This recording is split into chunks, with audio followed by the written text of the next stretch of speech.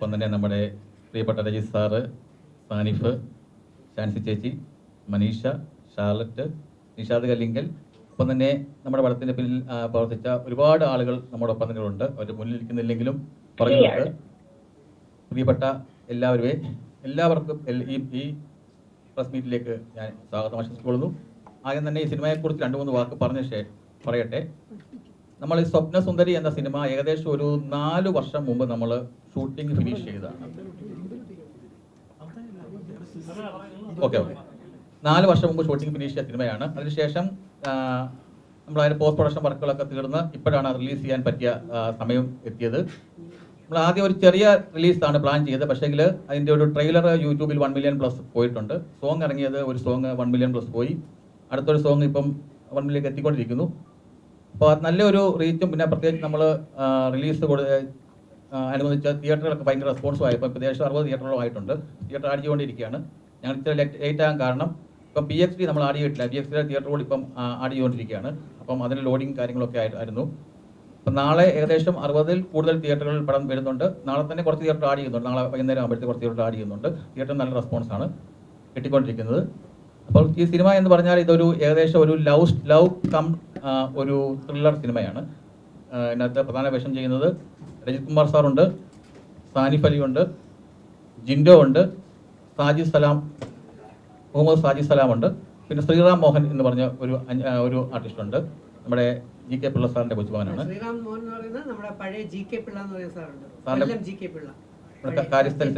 കാര്യസ്ഥൻ സിനിമയിലൊക്കെ ഉണ്ടായിരുന്ന GK പിള്ള സാറിന്റെ കൊച്ചുമകനാണ്, ചെറുമകനാണ്. അദ്ദേഹത്തിന്റെ ആദ്യത്തെ പടമാണ്. അങ്ങനെ 5 നായകന്മാരും ഒപ്പം 5 നായികമാരും ഉണ്ട്. മനീഷ മോഹൻ ടൈറ്റിൽ ക്യാരക്ടർ ചെയ്യുന്നു. സ്വപ്നസുന്ദരി എന്ന ട്രിങ്കൽ ക്യാരക്ടർ മനീഷ മോഹൻ. സാനിഫിന്റെ പേരായിട്ട് നേഹ എന്ന ക്യാരക്ടർ ചെയ്യുന്നു ഷാർലറ്റ് സജീവ്. ഒപ്പം തന്നെ വാസന്തി എന്ന ക്യാരക്ടർ ചെയ്യുന്ന ദിവ്യ തോമസ്. ഒപ്പം തന്നെ സാജിദിന്റെ നായികയായിട്ട് വരുന്ന ഷാരോൺ. 2 പേരും ഇവിടെ ഇല്ല, അവർ പുറത്ത് പഠിക്കുകയാണ്. ഒപ്പം തന്നെ ഡോക്ടർ ഷിനു ശ്യാമളൻ ഉണ്ട്, ജിൻഡോയുടെ പേരായിട്ട് ഡോക്ടർ ഷിനു ശ്യാമളൻ. 5 നായകന്മാരും 5 നായികമാരും ഉള്ള ഒരു സിനിമയാണ്. അതിനകത്ത് സക്കറിയ പുന്നൂസ് എന്നുള്ള ഒരു പ്ലാന്റഡ് ക്യാരക്ടറാണ് രജിത് സാർ ചെയ്യുന്നത്. അദ്ദേഹത്തിൻ്റെ മകനായിട്ടാണ് ജിൻഡോ അഭിനയിക്കുന്നത്. ഷാനു എന്ന ക്യാരക്ടർ സാനിഫ്. ഇതിൽ ഒപ്പം തന്നെ ശിവജി ഗുരുവായൂർ, സാജൻ പള്ളുരുത്തി, പ്രദീപ് പള്ളുരുത്തി അടക്കമുള്ള കുറച്ച് ആർട്ടിസ്റ്റുകളും. പിന്നെ അതുകൂടാതെ നമ്മൾ ഈ സിനിമയിൽ ഏകദേശം ഇതിൻ്റെ പ്രത്യേകത എന്ന് പറഞ്ഞാൽ നമ്മൾ ഇതിൻ്റെ ക്യാരക്ടർ പോസ്റ്റ് ഒരു 3 വർഷം ഇറക്കിയായിരുന്നു. ഏകദേശം ഈ പടത്തിൽ 80 ക്യാരക്ടേഴ്സ്. അതാണ് നമ്മൾ സിനിമ കാണുമ്പോൾ ഈ 10 ക്യാരക്ടർ 15 ക്യാരക്ടർ, ഇത് 80 ക്യാരക്ടേഴ്സ് ഉണ്ട്. ഡയലോഗ് ഉൾപ്പെടെയുള്ള സീനുള്ള 80 ക്യാരക്ടർ ഉണ്ട്. അതിൽ 50 ക്യാരക്ടർ പോസ്റ്റ് നമ്മൾ ഇറക്കി റെക്കോർഡൊക്കെ ആയിരുന്നു 2 വർഷം മുമ്പ്. നിങ്ങൾ മീഡിയ മീഡിയാസ് എല്ലാം ഭയങ്കര സപ്പോർട്ട് ചെയ്തു. ഒപ്പം തന്നെ സ്വാമി ഗംഗേശാനന്ദ എന്ന് സ്വാമിജി വയ്ക്കുന്നുണ്ട്. അതൊക്കെ വലിയ വാർത്തകൾ വന്നതാണ്. അത് 50 ലൂസിഫർ എന്ന സിനിമയുടെ 26 ക്യാരക്ടർ പോസ്റ്റ് ആയിരുന്നു ഇതിനു മുമ്പ് ഏറ്റവും കൂടുതൽ ക്യാരക്ടർ പോസ്റ്റ് വന്നത്. പക്ഷേ അതിനെ നമ്മൾ ബ്രേക്ക് ചെയ്ത് നമുക്ക് 50 ക്യാരക്ടർ പോസ്റ്റ് ഇറക്കി. നമുക്ക് ഒരു 80 ക്യാരക്ടർ പോസ്റ്റ് ഇറക്കാനുള്ള ക്യാരക്ടർ നമ്മുടെ ഉണ്ടായിരുന്നു. അപ്പോൾ അത്രയും വലിയ ഒരുപാട് ആർട്ടിസ്റ്റുകൾ എന്ന് വെച്ചാൽ 50-ലധികം പുതുമുഖം നമുക്ക് അവസരം കൊടുത്തിട്ടുണ്ട്. ഒപ്പം തന്നെ സിനിമയ്ക്ക് പുറകിൽ ടെക്നീഷ്യൻസ് ആയിട്ട് വന്നവരെല്ലാം, ഇപ്പം ഇൻക്ലൂഡിങ് മീ, ഞാൻ ഉൾപ്പെടെയുള്ള എല്ലാ ആളുകളും പുതുമുഖങ്ങളാണ്. ഞാനൊരു നേരത്തെ ഒരു സിനിമയും ചെയ്തിട്ടില്ല. സിനിമ ജസ്റ്റ് എൻ്റെ പ്രിയപ്പെട്ട ഞാൻ ഗുരുവായൂർ കാണുന്ന ബെന്നി ആശ്വാസിയാണ്. അദ്ദേഹത്തെ സിനിമയെ കണ്ടുപഠിച്ചിട്ടുള്ള വ്യക്തി എന്ന നിലയിൽ അതിൻ്റെ അസിസ്റ്റന്റ് അല്ല, അദ്ദേഹത്തോടെ വർക്ക് ചെയ്ത് അദ്ദേഹത്തോട് യാത്ര ചെയ്ത് അദ്ദേഹത്തെ സിനിമയിൽ പങ്കാളിയായി സിനിമ കണ്ടുപഠിച്ചു. പിന്നെ തിയേറ്റർ എനിക്കൊരു തിരുവല്ലായി ജേക്കബ്സ് എന്നൊരു തിയേറ്റർ നമുക്കുണ്ടായിരുന്നു. അപ്പോൾ സിനിമ വർഷങ്ങളായിട്ട് തിയേറ്റർ അറിയാം, സിനിമ അറിയാം. അങ്ങനെ സിനിമയിലേക്ക് എത്തപ്പെട്ട ഒരു വ്യക്തിയാണ് ഞാൻ. ഒപ്പം തന്നെ ഇതിൻ്റെ പിന്നിൽ പ്രവർത്തിച്ച എല്ലാവരും തന്നെ പുതിയ ആളുകളാണ്. ക്യാമറമാൻ ആയാലും ഇതിൻ്റെ എഡിറ്റർ ഒഴിച്ച് ഇതിൻ്റെ ടെക്നിക്കൽ ടീം ഒഴിച്ച് ബാക്കി എല്ലാവരും പുതിയ ആൾക്കാരാണ്. എഡിറ്റർ സൗണ്ട് മിക്സിംഗ് ഒക്കെയാണ് ചെയ്യുന്നത്. വിശ്വാസം ഉപയോഗമൊക്കെ ചെയ്തിട്ടുള്ള കരുൺ പ്രസാദാണ് സൗണ്ട് മിക്സിംഗ്. ബാക്കി ടെക്നിക്കൽ എല്ലാം വരുന്ന ആളുകളെല്ലാം ടോപ്പ് ലെവൽ ആണ്. ബാക്കി post production team, shooting team and ആർട്ടിസ്റ്റുകൾ ഒരു 90% പുതുമുഖങ്ങളായിരുന്നു. അപ്പോൾ ഇത്തരം സിനിമയെ സപ്പോർട്ട് ചെയ്യേണ്ടത് നിങ്ങളെപ്പോലുള്ള മീഡിയാസാണ്. കാരണം സാർ പറഞ്ഞ പോലെ നാളെയാണ് റിലീസ്. നമുക്ക് ഒറ്റ ദിവസമേ ഉള്ളൂ. നാളെ റിലീസ് വെക്കാൻ കാരണം 2 കാര്യം. ഒന്ന്, ഞാൻ UK നിന്ന് എത്തിയത് ഈ 2 ദിവസം മുമ്പാണ്, 28-ാം തീയതിയാണ്. അപ്പോൾ എൻ്റെ പാസ്പോർട്ടിന് ചെറിയൊരു 4 മാസത്തിൽ താഴെ വാലിറ്റി ഉള്ളായിരുന്നു. അപ്പോൾ എനിക്ക് മിനിഞ്ഞാന്ന് പോയി പാസ്പോർട്ട് പുതുക്കേണ്ട ആവശ്യം വന്നു. പിന്നെ ഇന്നലെ ഒരു ദിവസം ഉള്ളായിരുന്നു. പിന്നെ സാറിൻ്റെ കാലിനും 27 വരെ കാല് റെസ്റ്റ് ഉണ്ടായിരുന്നു. അപ്പോൾ അതുകൊണ്ടാണ് നമ്മൾ മീറ്റിംഗ് ഇന്നത്തേക്കാക്കി. നമ്മൾ 28 വെച്ച് മീറ്റിംഗ് ഇന്നത്തേക്ക് മാറ്റി വെച്ചു. അപ്പോൾ ഈ ഒറ്റ ദിവസം നമുക്ക് മുമ്പിലുള്ളൂ. അപ്പോൾ നിങ്ങളെല്ലാവരും നമ്മുടെ ഒരു ഹമ്പിൾ റിക്വസ്റ്റാണ് ഇത് ഇന്ന് തന്നെ അത് എയർ ചെയ്ത് ഇന്ന് തന്നെ ജനങ്ങളിൽ എത്തിക്കണം. കാരണം അറിയാമല്ലോ, ഇപ്പം നിങ്ങൾ പറഞ്ഞ പോലെ തന്നെ ഈ ബിഗ് ബോസ് ആയാലും എന്തായാലും എന്ത് കണ്ടന്റ് ആദ്യം ക്രിയേറ്റ് ചെയ്യുന്നതിൽ മുമ്പിൽ മീഡിയാസാണ്. മീഡിയാസ് ഇല്ല എങ്കിൽ, നിങ്ങളില്ല എങ്കിൽ നമ്മളൊന്നുമില്ല. ഒരു സിനിമ നല്ലതാണെങ്കിലും മോശമാണെങ്കിലും അത് ജനങ്ങളിൽ എത്തുന്നത് പ്രത്യേകിച്ച് ഇപ്പോൾ കൂടുതലും ഓൺലൈൻ മീഡിയാസിൽ കൂടെ തന്നെയാണ് ജനങ്ങളിൽ എത്തുന്നത്. അപ്പം എല്ലാവരും അത് ചെയ്യുക എന്നുള്ളതാണ് എൻ്റെ ഒരു ഹമ്പിൾ റിക്വസ്റ്റ്. ഒപ്പം തന്നെ നിങ്ങൾ വന്നതിൽ എനിക്ക് വളരെ സന്തോഷമുണ്ട്. എല്ലാവരും ഒരിക്കൽ കൂടെ ഇത് നമ്മുടെ ശ്രീറാം മോഹനാണ്, നമ്മുടെ അടുത്ത ഒരു നമ്മുടെ നായകൻ, നമ്മുടെ GK പ്രസാദിൻ്റെ ചെറുമകനാണ്. അപ്പോൾ അദ്ദേഹത്തെ കൂടെ ഈ മീറ്റിംഗിലേക്ക് സ്വാഗതം ചെയ്തു കൊടുക്കുന്നു. അപ്പം ഞാൻ ഇത്രയും പറഞ്ഞുകൊണ്ട് ഞാൻ മൈക്ക് രജിത് കുമാർ സാറിന് കൈമാറുകയാണ്. ഈ സിനിമ സ്വപ്നസുന്ദരി എന്ന് പറയുന്ന സിനിമ ബാഹുബലിയുമായി കമ്പയർ ചെയ്ത് കളയരുത്. നമ്മുടെ ചിലരുടെ ചിന്തകൾ അങ്ങനെയാണ്, ബാഹുബലി പോലെ വരുമോ അല്ലെങ്കിൽ അത്രയും വരുമോ, ഇല്ല. ഇതൊരു ചെറിയ പ്രകൃതി രമണീയമായിട്ടുള്ള, നമ്മൾ ഊട്ടി കൊടൈക്കനാൽ എന്ന് പറയുന്ന പോലെ നമ്മുടെ ഇടുക്കി, രാജാക്കാട്, മൂന്നാർ, മാട്ടുപ്പെട്ടി അങ്ങനെയുള്ള മനോഹരമായ പ്രദേശങ്ങളിൽ ചിത്രീകരിച്ച്, കൂടാതെ കുറച്ച് ഭാഗം സിംഗപ്പൂർ, വിദേശ രാജ്യങ്ങളിലും ചെറുതായിട്ട് ചിത്രീകരിച്ച് മനോഹരമായ ഒരു റൊമാൻറ്റിക് ഫാമിലി ത്രില്ലർ ജോണറിൽ വരുന്ന ഒരു സിനിമയാണ്. ചെറിയ പ്രൊഡ്യൂസറാണ്, ചെറിയ സിനിമയാണ്. ഒരുപാട് ചെറിയ സിനിമകൾ ഇപ്പോൾ ഇറങ്ങുന്നു. ഞാൻ ബിഗ് ബോസ് കഴിഞ്ഞ് വന്നപ്പം ചെയ്ത ആദ്യ പടമാണ്. ഇപ്പം ദൈവം അനുഗ്രഹിച്ച് 31ാമത്തെ പടം ചെയ്ത് കഴിഞ്ഞു. ആ 31ാമത്തെ പടത്തിലാണ് ഞാനിങ്ങനെ ഒരു ആക്സിഡൻറ്റ്, ഫാമിലി സർക്കസ് എന്ന് പറയുന്ന സിനിമ തൃശ്ശൂർ നടന്നപ്പോൾ അതിനകത്തൊരു ഷോട്ടിൽ തന്നെ, സീനിൽ തന്നെ ഇറങ്ങി വരുന്നൊരു സീൻ, അത് വളരെ സിൻസിയറായിട്ട് ചെയ്തുകൊണ്ട് കാല് സ്ലിപ്പായി പോയി. അങ്ങനെ കാലിൻ്റെ പാദം 2 പൊട്ടലാണ്. ഡോക്ടർ 2 മാസം ഫുൾ റെസ്റ്റ് പറഞ്ഞാണ്. 45 ദിവസം ആവുന്നു. എന്നാലും തറയെ കാല് വയ്ക്കാൻ 27-28 കൊണ്ട് പറ്റും അന്നുകൊണ്ട്. അതുകൊണ്ടാണ് ലേറ്റായി പോയത്. അപ്പോൾ ഇത്രയും സിനിമകൾ ചെയ്തു വന്നതിൽ ഏകദേശം 15-20 സിനിമകളും ചെറിയ സിനിമകളാണ്. പക്ഷേ അതിൻ്റെ സ്ക്രിപ്റ്റുകൾ ഗംഭീരമാണ്. പിന്നെ സാറ് പറഞ്ഞ പോലെ പുതുതലമുറയ്ക്ക് ഒരുപാട് അവസരങ്ങൾ കൊടുക്കുന്ന സിനിമകളിലാണ് എന്നെപ്പോലെയുള്ള ആൾക്കാർക്ക് കൂടുതൽ സാധ്യത കിട്ടുന്നത്. കാരണം ഞാൻ എല്ലാ കോംപ്രമൈസിനും തയ്യാറാവുന്ന ആളാണ്. നിങ്ങളോട് ഞാൻ പലപ്പോഴും പറഞ്ഞിട്ടുണ്ട്, ഞാൻ എല്ലാ കോംപ്രമൈസിനും തയ്യാറാണ്. ആ എല്ലാ കോംപ്രമൈസും ഞാൻ സ്വീകരിച്ചതുകൊണ്ട്, എന്നുവെച്ചാൽ എനിക്ക് കാരവൻ ഇല്ലാത്ത സിനിമകളിൽ അഭിനയിക്കണം, സ്റ്റാർ ഹോട്ടൽ ഇല്ലാത്ത സിനിമകൾ അഭിനയിക്കണം, വലിയ പ്രൊഡക്ഷൻ ഇല്ലാത്ത, കോസ്റ്റ് ഇല്ലാത്ത സിനിമകളിൽ അഭിനയിക്കണം. കാരണം സിനിമ പലരുടെയും പാഷനാണ്. അതിലൂടെ കയറി വന്ന് വിജയിച്ചു കഴിഞ്ഞാൽ നമുക്ക് ഉയർന്ന വലിയ ബാനറുകളിലേക്ക് എത്തിച്ചേരാൻ പറ്റും. അപ്പോൾ പുതുതലമുറയിലെ കുട്ടികളെ പലപ്പോഴും എക്സ്പീരിയൻസ്ഡ് ആയിട്ടുള്ള മുൻനിരയിലെ വലിയ സിനിമകളിലേക്ക് പെട്ടെന്ന് എടുക്കുന്നത് വളരെ റെയറാണ്. അപ്പോൾ നമ്മുടെ കഴിവ് തെളിയിക്കണം. ഞാനും അത് മനസ്സിലാക്കിയിട്ട് തന്നെയാണ് ഇരിക്കുന്നത്. അപ്പോൾ നമ്മുടെ കഴിവ് തെളിയിച്ചു കൊടുക്കുന്ന സിനിമകളാണ് ഞാൻ ചെയ്തിരിക്കുന്ന ഈ പല സിനിമകളും. എപ്പോൾ പുറത്ത് ഇറങ്ങും എന്ന് അറിയില്ല. അങ്ങനെ വർഷങ്ങൾ കൊണ്ട്, 2-3 വർഷം കൊണ്ട് വളരെയധികം നഷ്ടത്തിൽ, അല്ലെങ്കിൽ എൻ്റെ നഷ്ടബോധമായിരുന്നു ആദ്യം ചെയ്ത സ്വപ്നസുന്ദരി പുറത്ത് വന്നില്ലല്ലോ എന്നുള്ളത്. പക്ഷേ ദൈവം എപ്പോഴാണ് അനുഗ്രഹം ചെയ്യുന്നതെന്ന് പറയാൻ പറ്റില്ല. അത് നിങ്ങളുടെ കാര്യമായാലും എൻ്റെ കാര്യമായാലും. ഇപ്പോഴാണ് UK പോയ സാറ് മുൻകൈ എടുത്ത് പ്രൊഡ്യൂസറായിട്ടുള്ള ഷാൻസി സലാമുമായിട്ട് മുൻകൈ രണ്ടും ചേർന്ന് ഒരു യുദ്ധകാല അടിസ്ഥാനത്തിൽ വളരെ പെട്ടെന്നാണ് ബാക്കിയുള്ള പോസ്റ്റ് പ്രൊഡക്ഷൻ വർക്കുകളുടെ കുറച്ച് പെൻഡിങ് ഉണ്ടായിരുന്നു.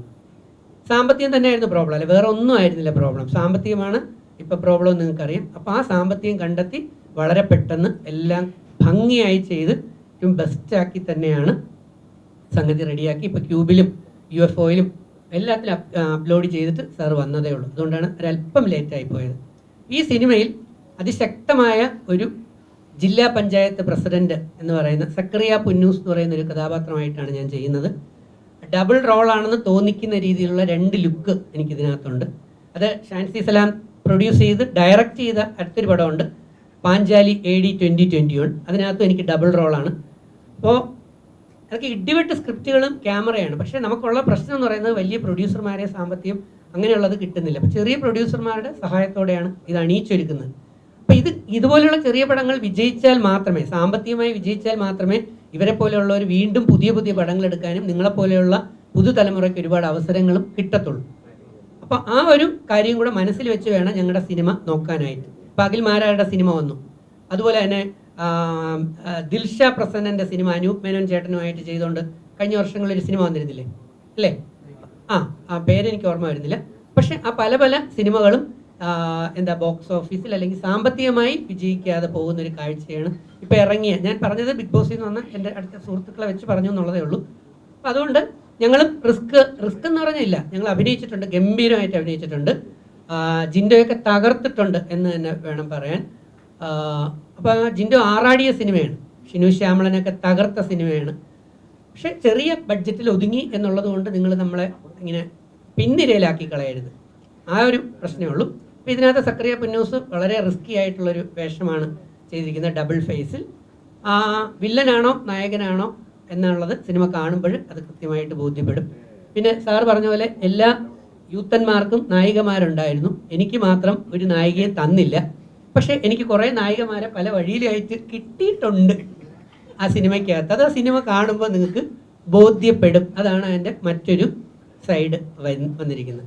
അപ്പോൾ പിന്നെ ഉള്ള നല്ല അടിപൊളി 3 പാട്ടല്ലേ, 5 പാട്ടുകൾ അടിപൊളി. സാധാരണഗതിയിൽ ഒരു സിനിമയിൽ ഒരു പാട്ടെടുക്കുക വളരെ ശ്രമകരമാണ്, എക്സ്പെൻസീവാണ്. അപ്പോൾ ഇതിൽ മനോഹരമായ 5 പാട്ടുകൾ, പലതും മില്യൺസ് അടിച്ചു കഴിഞ്ഞ സംഭവമാണ്. ക്യാരക്ടർ ഗംഭീരമായിട്ട് തന്നെ ചെയ്ത് ഞാൻ ആസ്വദിച്ച് ചെയ്ത ആദ്യ പടമാണ്. അതിപ്പം ദൈവാനുഗ്രഹം കൊണ്ട് നാളെ ഇറങ്ങുന്നു. കൂടെയുള്ള ഫ്യൂച്ചർ നടികളാവേണ്ട ആർട്ടിസ്റ്റുകളല്ല, ആരും മോശമായിട്ട് വന്നിട്ടില്ല. പിന്നെ നമ്മളീ പറഞ്ഞ കണക്ക് പ്രൊഡക്ഷൻ്റെ കോസ്റ്റ് വലുതായിട്ട് എടുക്കാൻ പറ്റാത്തതുകൊണ്ട് നമ്മൾ വലിയ സ്ക്രീനിൽ കാണിക്കാൻ തക്ക രീതിയിലുള്ള വലിയ സീനറികളോ ആർട്ടുകളോ ഒന്നും അതിനകത്തില്ല. പക്ഷേ ചെറിയ രീതിയിൽ നിങ്ങൾക്കെല്ലാം എൻജോയ് ചെയ്യുന്ന രീതിയിലുള്ള പ്രത്യേകിച്ച് യൂത്തിന് എൻജോയ് ചെയ്യാൻ പറ്റുന്ന രീതിയിലുള്ള നല്ലൊരു സിനിമയാണ് സ്വപ്നസുന്ദരി. അതുകൊണ്ട് നിങ്ങളെല്ലാവരും കാണണം, മറ്റുള്ളവരുടെ അഭിപ്രായം പറയണം. ഞങ്ങളെപ്പോലെയുള്ള ചെറിയ ആർട്ടിസ്റ്റുകളെയും വളർത്താനും പ്രോത്സാഹിപ്പിക്കാനും ഒരു മനസ്സ് കാണിക്കണം. നേരത്തെ ഇദ്ദേഹം പറഞ്ഞ പോലെ നിങ്ങളില്ലെങ്കിൽ ഞങ്ങളില്ല എന്ന് സാറ് പറഞ്ഞു. ഞാനത് വിശ്വസിക്കുന്നില്ല. ഞങ്ങളില്ലെങ്കിൽ ഞങ്ങൾ മീൻസ് ആർട്ടിസ്റ്റുകളില്ലെങ്കിൽ, രാഷ്ട്രീയക്കാരില്ലെങ്കിൽ നിങ്ങളും ഇല്ല. നിങ്ങളില്ല എങ്കിൽ ഞങ്ങൾക്കുള്ള പ്രൊമോഷൻ അല്ലെങ്കിൽ ഞങ്ങളുടെ വീഡിയോസ് അല്ലെങ്കിൽ റീച്ച് കിട്ടുന്ന സാധനം കുറച്ച് കുറഞ്ഞു പോകും. കാരണം നമ്മൾ നോക്കേണ്ടത് സത്യൻ സാറും ജയൻ സാറും അതുപോലെ തന്നെ സുകുമാരൻ സാറും പഴയ തലമുറയിലെ നടീനടന്മാരും ഇവിടെ അഭിനയിച്ചിരുന്നു, പ്രേം നസീർ സാറും ഒക്കെ. ആ സമയങ്ങളിലൊന്നും ഇതുപോലെയുള്ള പ്രസ് മീറ്റുകളോ മീഡിയകളോ അല്ലെങ്കിൽ യൂട്യൂബറോ പ്രൊമോഷൻസോ ഒന്നും ഉണ്ടായിരുന്നില്ല. കാലം മാറി, ടെക്നോളജി കൂടി, നല്ല മനസ്സുള്ള ആൾക്കാർ ഇതൊരു പ്രൊഫഷനായിട്ട് എടുത്തു. അപ്പം നമ്മളുമായിട്ട് ഒന്നിച്ചു കൂടുന്നു. അതാണ് ഞാൻ തുടക്കത്തിൽ പറഞ്ഞത്. ഞങ്ങളും നിങ്ങളും അങ്ങനെ ഒരു പാലമിട്ട് ഒരുമിച്ച് മുമ്പോട്ട് പോവുകയാണെങ്കിൽ വളരെ വലിയ വിജയങ്ങൾ നമുക്ക് നമ്മുടെ നാടിനും മലയാളി പുതിയ തലമുറയ്ക്കും അത് കൊടുക്കാനായിട്ട് പറ്റും. അതുകൊണ്ട് ഇപ്പോൾ ഇന്നത്തെ കാലത്ത് ടെക്നോളജി വളർന്നതുകൊണ്ട് നിങ്ങളൊരു അവിഭാജ്യ ഘടകമാണ്, അതിന് യാതൊരു സംശയമില്ല.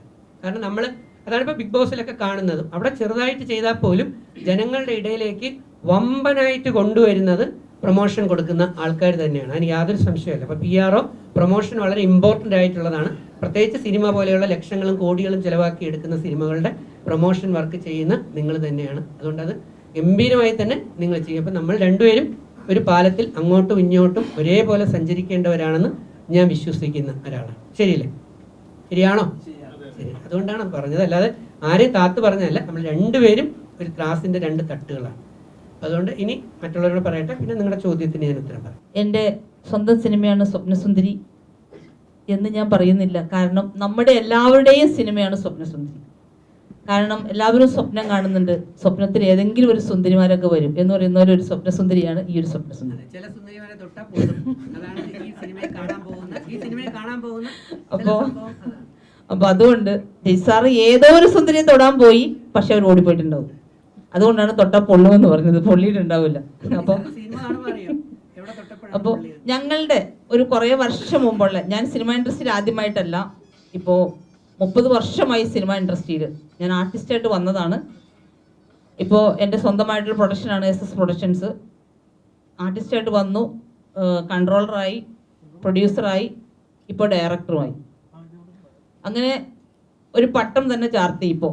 അപ്പോൾ അങ്ങനെയുള്ളൊരു സിനിമയാണ് ഈ ഒരു സിനിമ എന്ന് പറയുന്നത്. ഇതിനകത്ത് ഒരു സ്കൂളിലെ അധ്യാപകനായ KJ ഫിലിപ്പ് സാറ് ഞങ്ങൾ കൂടിയിരുന്ന് ഒരു കൊച്ചു ആലോചനയിലൂടെ റോയിറ്റ എന്ന് പറയുന്ന റോയി ചേട്ടൻ തന്ന ഒരു സ്ക്രിപ്റ്റ് വെച്ചിട്ട് ഞങ്ങൾ ആലോചിച്ച് ഉണ്ടാക്കിയെടുത്ത ഒരു സിനിമയാണ്. അതിനകത്ത് ഒരാൾ ഡയറക്റ്റ് ചെയ്യുക, അടുത്തയാൾ പ്രൊഡ്യൂസ് ചെയ്യുക, അടുത്തയാൾ കൺട്രോൾ ചെയ്യുക, അങ്ങനെ വന്ന ഒരു കൂട്ടായ്മയിലൂടെ വന്നതാണ് ഈ ഒരു സിനിമ എന്ന് പറയുന്നത്.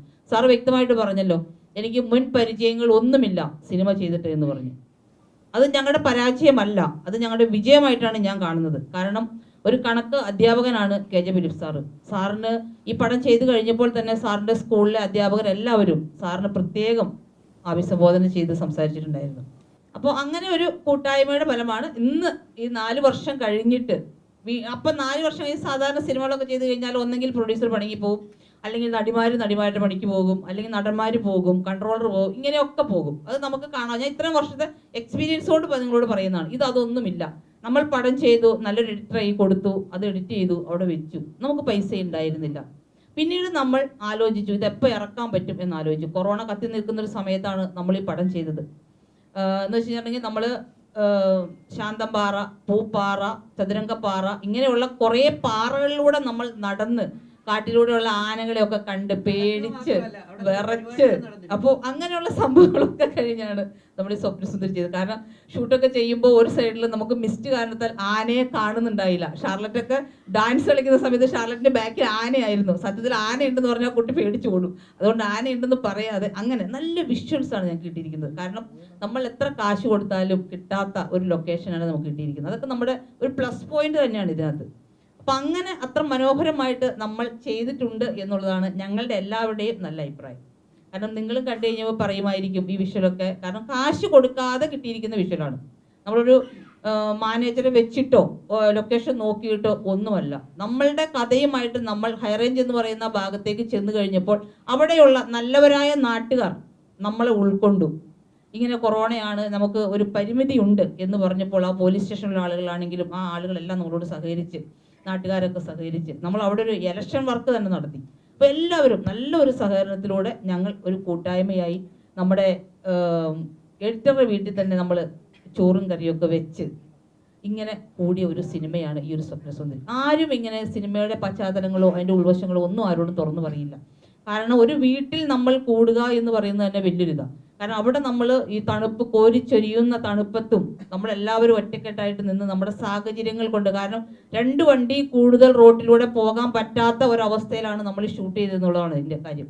കാരണം അത്രയ്ക്ക് പോലീസ് പ്രൊട്ടക്ഷനോട് കൂടി നമ്മുടെ ആർട്ടിസ്റ്റുകളെ മാത്രം റോട്ടിൽ ഇറക്കി നമ്മൾ വർക്ക് ചെയ്ത ഒരു സിനിമയാണ്. അതുകൊണ്ട് ആ ഒരു ആത്മാഭിമാനത്തോടു കൂടിയാണ് ഞാൻ പറയുന്നത് ഈ ടീം സ്വപ്നസുന്ദരി എന്ന് പറയുന്ന ഈ ഒരു സിനിമയുടെ ക്രൂ മെമ്പേഴ്സ് എല്ലാവരും നല്ല രീതിയിൽ ഞങ്ങളോട് സഹകരിച്ചു, ഒരു കുടുംബം പോലെ. അപ്പോൾ സഹകരിച്ച എല്ലാവർക്കും എൻ്റെ പ്രത്യേകം നന്ദി ഞാൻ ഈ അവസരത്തിൽ പറയുകയാണ്. കൂടാതെ ഞങ്ങളാക്കുന്നത് എല്ലാം മീഡിയയാണ്. കാരണം മീഡിയ ഇല്ല എങ്കിൽ, മീഡിയയോട് തല്ലുപിടിക്കാനല്ല, മീഡിയ ഇല്ല എങ്കിൽ ഞങ്ങളൊന്നും ഇല്ല. കാരണം ഞാനും ഒരു മീഡിയ പ്രവർത്തകയാണ്, എനിക്കൊരു മെമ്പർഷിപ്പ് ഉണ്ട്. അപ്പോൾ അതുകൊണ്ടാണ് ഞാൻ പറഞ്ഞത് മീഡിയ ആണ് മാക്സിമം നമ്മളെ പ്രൊമോട്ട് ചെയ്ത് വലുതാക്കേണ്ടത്. അപ്പോൾ നിങ്ങളുടെ എല്ലാവരുടെയും അകമഴിഞ്ഞ ഒരു പ്രവർത്തനം ഈ സ്വപ്നസുന്ദരി ടീം അംഗങ്ങൾക്ക് അത്യാവശ്യമാണ്. നിങ്ങളത് തരുമെന്നുള്ള പ്രതീക്ഷയിലാണ്. ഷിജിൻ എൻ്റെ ബെസ്റ്റ് ഫ്രണ്ടാണ്, കുറേ വർഷങ്ങളുടെ ബന്ധമുള്ളതാണ്. അപ്പോൾ തരുമെന്നുള്ള പ്രതീക്ഷയിൽ ഞാൻ നിർത്തുന്നു. ഓക്കെ. ഹായ്, എൻ്റെ പേര് ഷാർലറ്റ് സജീവ്. അപ്പം സ്വപ്നസുന്ദരിയെ പറ്റി പറയുകയാണെങ്കിൽ ഫാമിലി മൂവിയാണ് സാർ പറഞ്ഞതുപോലെ തന്നെ. പിന്നെ ഇതെൻ്റെ സെക്കൻഡ് മൂവിയാണ്. ഫസ്റ്റ് മൂവി ഇരട്ടച്ചങ്കൻ എന്ന് പറഞ്ഞൊരു മൂവിയാണ്, ഇത് സെക്കൻഡ് മൂവിയാണ്. ഇതിൽ ഞാൻ നേഹ എന്ന ക്യാരക്ടർ റോളാണ് ചെയ്തിരിക്കുന്നത്. നേഹ എന്ന് പറയുമ്പം ഷാനു എന്ന് പറഞ്ഞാൽ ചേട്ടൻ അഭിനയിച്ച പേരായിട്ടാണ് ഞാൻ അഭിനയിച്ചിരിക്കുന്നത്. അപ്പം ഇതിൽ കാണിക്കുന്ന നേഹ എന്ന് പറഞ്ഞൊരു ക്യാരക്ടറിൻ്റെ ഒരു പ്യുവറായിട്ടുള്ള ഒരു പ്രണയമാണ്. അപ്പം നിങ്ങൾക്ക് സിനിമ കാണുമ്പോൾ മനസ്സിലാവും ബാക്കി ഈ പ്യുവറായിട്ടുള്ള പ്രണയം വിജയിക്കുമോ ഇല്ലയോ എന്ന് ഈ മൂവി കാണുമ്പോൾ നിങ്ങൾക്ക് മനസ്സിലാവും. അത്രേ ഉള്ളൂ എനിക്ക് പറയാൻ. പിന്നെ എല്ലാവരും സപ്പോർട്ട് ചെയ്യുക, എല്ലാവരും മൂവി തിയേറ്ററിൽ തന്നെ പോയി കാണുക, ഞങ്ങളെ സപ്പോർട്ട് ചെയ്യുക. ആദ്യമേ എനിക്കൊരു അവസരം തന്ന ഫിലിപ്പ് സാറിന് നന്ദി ആദ്യം തന്നെ രേഖപ്പെടുത്തുകയാണ്. അതുപോലെ തന്നെ മറ്റൊരു സിനിമയിൽ ഒരു നായകതുല്യ കഥാപാത്രം തന്നെ തന്ന പ്രൊഡ്യൂസർ ഷാൻസി സലാമുണ്ട്. അടുത്തത് അത് പെട്ടെന്ന് റിലീസാവും എന്ന് പ്രതീക്ഷിക്കാം. അതുപോലെ തന്നെ നമ്മുടെ രജിത് കുമാർ സാറ്, പുള്ളി ഞാനും കൂടെയുള്ള 3 സിനിമ അല്ലേ ടോട്ടൽ ചെയ്തു. അതിൽ നല്ലൊരു വേഷം എനിക്ക് മറ്റൊരു സിനിമയിലും വാങ്ങി തന്നു. ആലി എന്ന് പറഞ്ഞൊരു സിനിമ. അതുപോലെ പാഞ്ചാലി എന്ന് പറഞ്ഞ സിനിമയാണ് ഷാൻസി മാഡം ചെയ്തത്. പിന്നെ ഇതൊരു ചെറിയ സിനിമയാണ്. ഈ ചെറിയ സിനിമയിൽ ഒരുപാട് പൈസക്ക് പ്രാധാന്യം ഇവർ പറഞ്ഞു. പക്ഷെ ഫിലിപ്പ് സാറ് എനിക്ക് 1 രൂപ പോലും എൻ്റെ കയ്യിൽ നിന്ന് വാങ്ങിയിട്ട്, കുറേ ആളുകൾ സിനിമയ്ക്ക് ചാൻസ് ചോദിക്കുന്ന സമയത്തേ അങ്ങോട്ട് പൈസ ചോദിക്കും.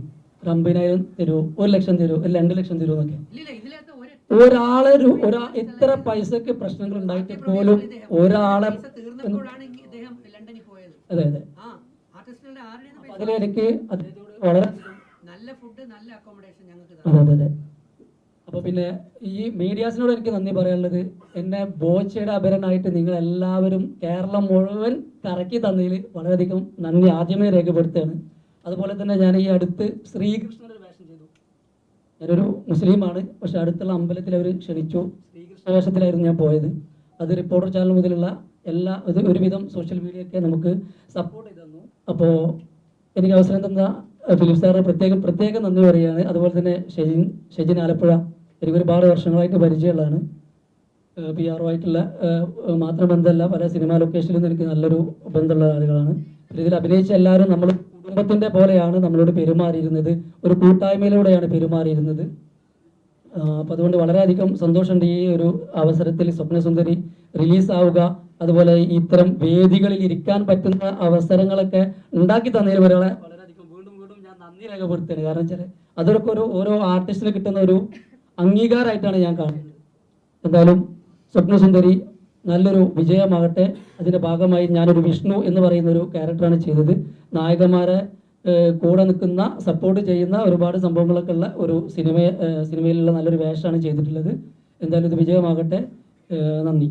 ഹലോ, എൻ്റെ പേര് മനീഷ മോഹൻ. ഞാൻ സ്വപ്നസുന്ദരിയിൽ കരീഷ്മ എന്ന് പറയുന്ന ഒരു ക്യാരക്ടർ ചെയ്യുന്നത് സാനിഫിൻ്റെ പേരായിട്ടാണ്.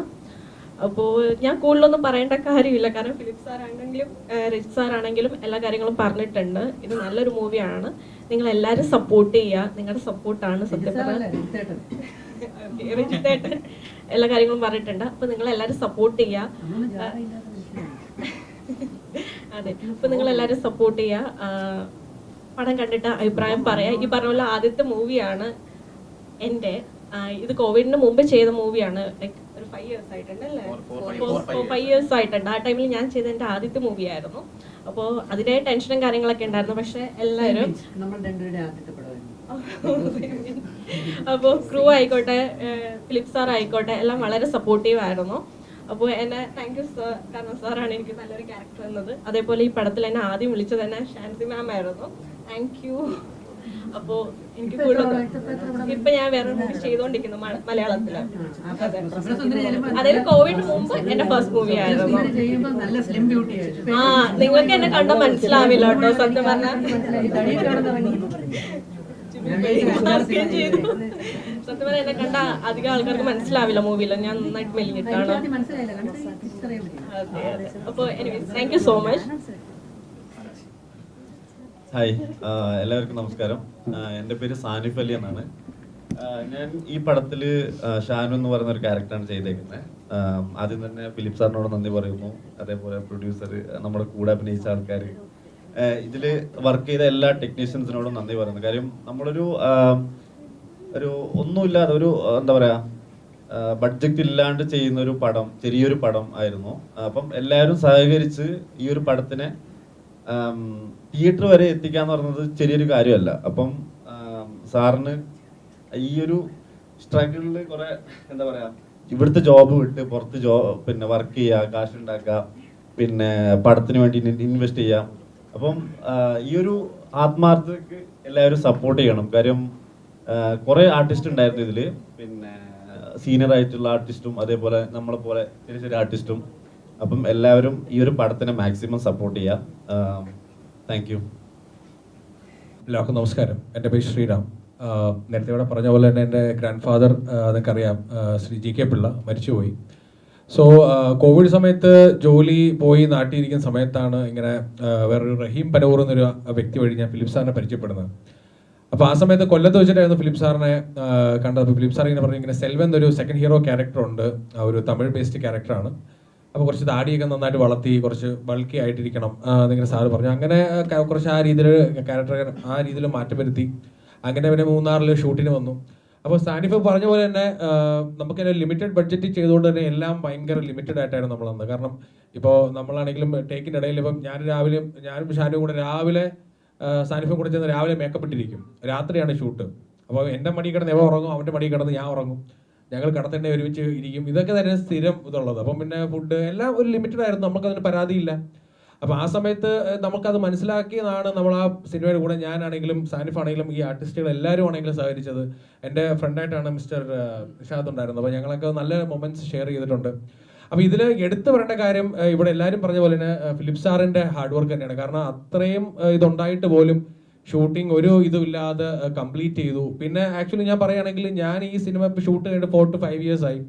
സോ ഇത് ഇറങ്ങത്തില്ല എന്ന് മനസ്സിൽ ഉറപ്പിച്ച ഒരാളായിരുന്നു ഞാൻ, കാരണം ഇത്രയും സമയം എടുത്തതുകൊണ്ട്. സോ ഞാൻ ബാംഗ്ലൂർ ബേസ്ഡ് ആണ്, ഞാൻ അവിടെ വർക്ക് ചെയ്യണം.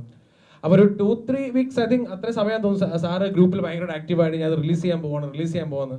അപ്പോൾ എന്താ പറയുക, നമ്മൾ അപ്രതീക്ഷിതമായ ഒരു സംഭവം നടക്കുകയാണ്. കാരണം ആക്ച്വലി ഞാനായാലും സാനിഫ് ആണെങ്കിലും ഒക്കെ ഞങ്ങൾ ടച്ച് വരെ വിട്ടുപോയി. കാരണം വെച്ചാൽ ഈ സിനിമ ഇനി ഇറങ്ങില്ല എന്ന ഒരു അവസ്ഥയിലേക്ക് കാര്യങ്ങൾ മാറി. പക്ഷെ പെട്ടെന്നൊരു ഇത് വന്ന് സാർ ആക്റ്റീവായിട്ട്, സാറ് നേരത്തെ റിച്ച് സാറൊക്കെ പറഞ്ഞ പോലെ വിദേശത്ത് പോയി പൈസ ഉണ്ടാക്കി തിരിച്ചു വന്നു. കാരണം സാർ അന്നേ പറയുമായിരുന്നു എന്നെങ്കിലും ഒരിക്കൽ ഞാൻ ഈ പടം റിലീസ് ചെയ്യും എപ്പോഴെങ്കിലും എന്ന് സാറ് പറഞ്ഞു. പക്ഷെ ആ സാറിൻ്റെ ആ ഒരു ഡെഡിക്കേഷൻ, ഡിറ്റർമിനേഷൻ ഞാൻ എടുത്തു പറയാൻ ആഗ്രഹിക്കുകയാണ്. കാരണം ഈ സിനിമയിൽ ഏറ്റവും കൂടുതൽ കൈയ്യടി അറിയിക്കുന്ന ഫിലിപ്പ് സാറാണ്. കാരണം ഈ സിനിമ ഇറങ്ങുമായിരുന്നോ എന്ന് ചോദിച്ചു കഴിഞ്ഞാൽ എനിക്കിപ്പോൾ ഉറപ്പ് പറയാൻ പറ്റില്ലായിരുന്നു. പക്ഷേ ഇന്ന് ഞാനത് പറയുന്നുണ്ടെങ്കിൽ അത് ഫിലിപ്പ് സാർ ഒരാളുടെ ഹാർഡ് വർക്ക് കൊണ്ട് മാത്രമാണ്. അതുപോലെ ഷാൻസി മാഡം ആണെങ്കിലും ഒരുപാട് ആ സിനിമയ്ക്ക് വേണ്ടി സപ്പോർട്ട് ചെയ്തു, ഒരുപാട് നമുക്ക് കൂടെ നടന്നു. ഞങ്ങൾ എല്ലാവരുടെയും ഒരു അമ്മയെ പോലെയായിരുന്നു. അതായത് ഞങ്ങൾ കുറേ ആൺകുട്ടികൾ പെൺകുട്ടികളൊക്കെ ഉള്ള എല്ലാവരെയും ഒരു ഗൈഡിനെ പോലെ കൊണ്ടുനടന്നത് ഷാൻസി മാഡം ആയിരുന്നു. അപ്പോൾ ഇത്തരത്തിൽ എല്ലാ രീതിയിലും ഒരുപാട് പേരുടെ ഹാർഡ് വർക്കും കഷ്ടപ്പാടും ഒക്കെയാണ്. അതുപോലെ ഞാൻ ജിൻഡോയുടെ ഫൈറ്റൊക്കെ ഉണ്ട്, ജിൻഡോ വന്നിട്ടില്ല. അങ്ങനെ ജിൻഡോ ഇടിയൊക്കെ കിട്ടി. അപ്പോൾ anyway what ever it is, അപ്പം അത്തരത്തിലുള്ള ഒരുപാട് പേരുടെ കഷ്ടപ്പാടാണ് ഈ സിനിമ. ഈ സിനിമയുടെ റിസൾട്ട് എന്ത് തന്നെയാണെങ്കിലും എല്ലാവരുടെയും ഹാർഡ് വർക്ക് ഉണ്ട്. സോ എല്ലാവരുടെയും സഹകരണവും സപ്പോർട്ടും ഞാൻ ചോദിക്കുകയാണ്. സോ ഈ അവസരം എനിക്ക് തന്ന ഫിലിപ്പ് സാറിനും ഷാൻസി മാഡത്തിനും ദൈവത്തിനും ഞാൻ നന്ദി പറയുന്നു. നിങ്ങൾക്ക് എല്ലാവർക്കും ഞാൻ നന്ദി പറയുന്നു. Thank you. എൻ്റെ ചെറുപ്പം മുതൽ എനിക്ക് ആഗ്രഹമായിരുന്നു എൻ്റെ ഡിഗ്രി കഴിഞ്ഞിട്ട് ഫിലിം ഇൻസ്റ്റിറ്റ്യൂട്ടിൽ പഠിക്കണം. പക്ഷെ അന്ന് നമുക്ക് അതിനുള്ള സാഹചര്യം കിട്ടിയില്ല. അപ്പം ഞാനൊരു മാത്സിലാണ് ഡിഗ്രി ചെയ്തത്. പിന്നെ അതിൽ തന്നെ ഞാൻ PhD ചെയ്യുകയും B.Ed ചെയ്യുകയും പിന്നെ ആ സമയത്ത് തന്നെ ദൈവത്തിൻ്റെ ത്രോ കൊണ്ട് ഞാനൊരു BSc എക്സാം എഴുതി ഒരു ഗവൺമെൻറ് സ്കൂളിൽ തന്നെ അധ്യാപനമായിട്ട് കയറി. ചെറിയ പ്രായത്തിൽ തന്നെ ഒരു 20-30 വയസ്സ് താഴെ തന്നെ ഗവൺമെൻറ് സ്കൂൾ അധ്യാപനമായിട്ട് കയറി. അപ്പോഴും എൻ്റെ മനസ്സിലെ ആ ഒരു ആഗ്രഹം ഞാൻ വിട്ടിട്ടില്ലായിരുന്നു. അപ്പോൾ അതിനുവേണ്ടി ഞാൻ ആദ്യം ചെയ്തത് ഒരു തിരുവല്ലയിൽ ഒരു പഴയ കിടന്നൊരു തിയേറ്റർ, ജേക്കബ് എന്ന് പറഞ്ഞൊരു തിയേറ്റർ എടുത്ത് റിനോവേറ്റ് ചെയ്ത്, ഞാൻ കുറച്ച് സുഹൃത്തുക്കൾ റിനോവേറ്റ് ചെയ്ത് അതൊരു ഇപ്പോൾ അത് 4K തിയേറ്ററാണ്. അങ്ങനെ ഒരു തിയേറ്ററാക്കി മാറ്റി. അങ്ങനെ ഞങ്ങൾ ആ തിയേറ്റർ തുടങ്ങിക്കൊണ്ടാണ് തിരുവല്ലയിൽ ആശീർവാദ് ഉൾപ്പെടെയുള്ള ആൾക്കാർ വന്ന് ഒരു തിയേറ്റർ, ചിലങ്ക തിയേറ്റർ റിലീസായി. അങ്ങനെ ഒരു സിനിമയ്ക്ക് വേണ്ടി വന്നപ്പോൾ പിന്നെ അടുത്തൊരു ആഗ്രഹമായിരുന്നു ഒരു സിനിമ ഡയറക്ഷൻ എന്നുള്ളത്. അങ്ങനെ ഞാനും ഷാൻസി ചേച്ചിയും അടക്കമുള്ള ഞങ്ങളുടെ സംഘടനയുണ്ട്, മലയാള ചലച്ചിത്ര പ്രേക്ഷക സമിതി എന്ന് പറഞ്ഞ്. അപ്പോൾ ഞങ്ങൾ ഇതിനകത്ത് എല്ലാ മാസങ്ങളിലും മീറ്റിംഗ് കൂടും. കോവിഡ് സമയത്ത് ഞങ്ങളൊരു മീറ്റിംഗ് കൂടി.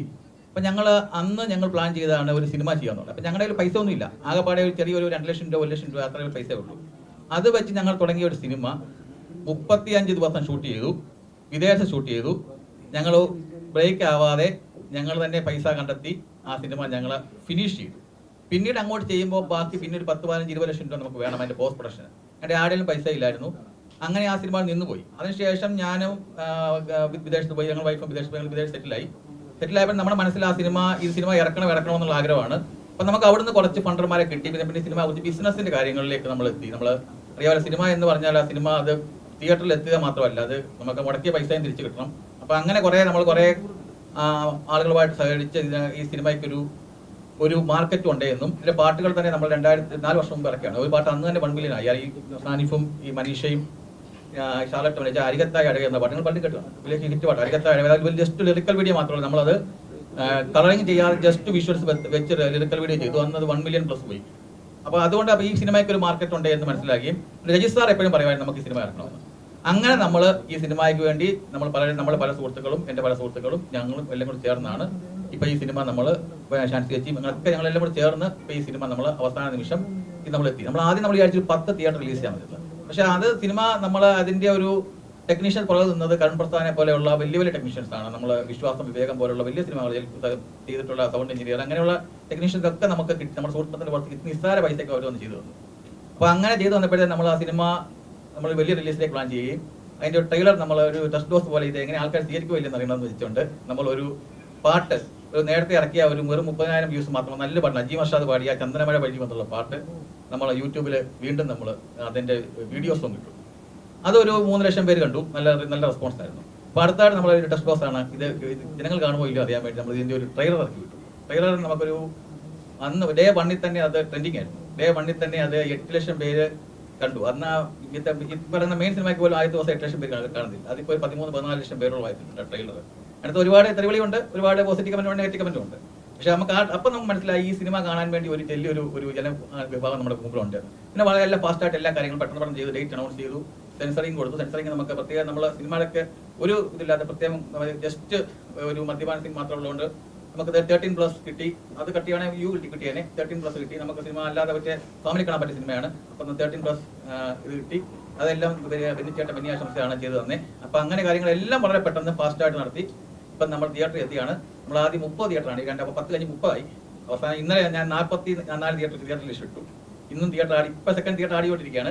ഇപ്പോൾ 50-55 തിയേറ്റർ ആയിട്ടുണ്ട്. നാളെ മിക്കാൻ റിലീസ് 50-60 തിയേറ്റർ ആയിരിക്കും. നാളെ വൈകിട്ടാകുമ്പോൾ ഞങ്ങൾ 100 തിയേറ്റർ ആയിരിക്കും. അങ്ങനെ നമുക്കൊരു കോൺഫിഡൻസ് ഉണ്ട് ഇതിൻ്റെ. അപ്പോൾ ഈ സിനിമ നിങ്ങളുടെ സഹകരണമാണ്. നിങ്ങൾ ഈ സിനിമ ഇതിനെപ്പറ്റിയുള്ള വാർത്തകൾ കൊടുക്കുക. ഈ സിനിമ ഒരു വൻ വിജയമാക്കാൻ വേണ്ടി എല്ലാവരും ശ്രമിക്കുക. നമ്മുടെ പടത്തിൻ്റെ ഞാൻ മനസ്സിലാക്കിയ ഒരെണ്ണം, എനിക്ക് 30 വർഷത്തെ എക്സ്പീരിയൻസ് ഉണ്ട് ഇതിനകത്ത്.